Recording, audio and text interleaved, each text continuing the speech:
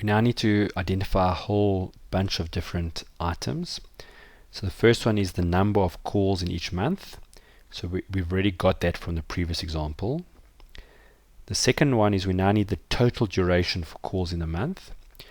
So we're going to pull the duration field again.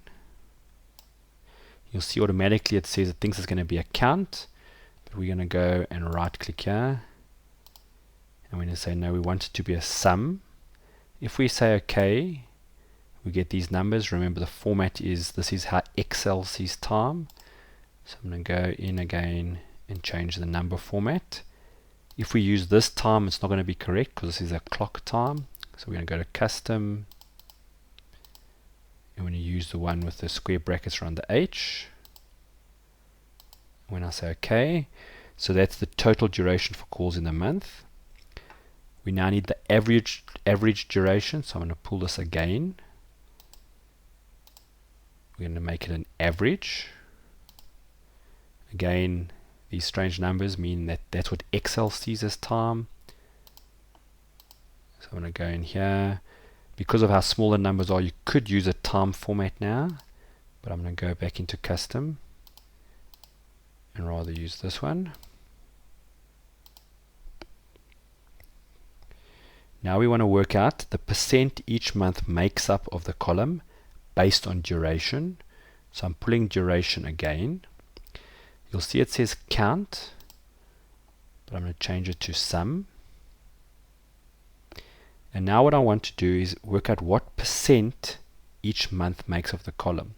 So I need to go to show values as, and you'll see over here there's an option saying percentage of column total.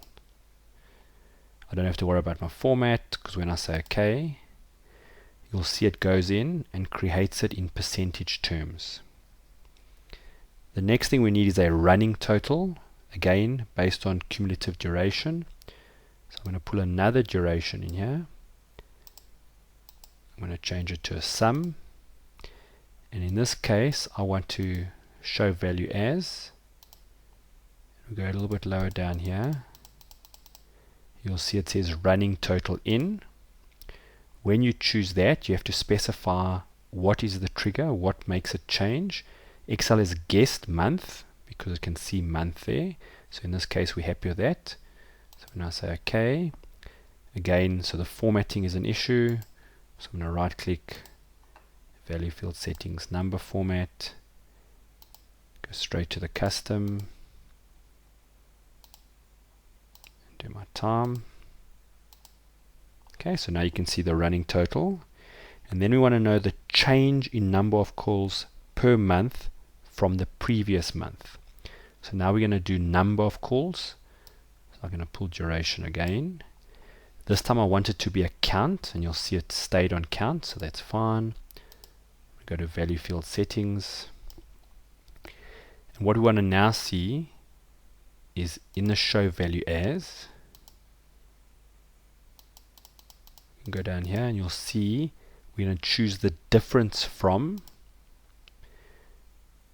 Excel has guessed month, so that's correct, but we want to use not February as the base, but we want to use previous as the base. So when I say OK, you'll see it now shows me that in January from January there's no change. February we seem to have 478 more, and March 197 less.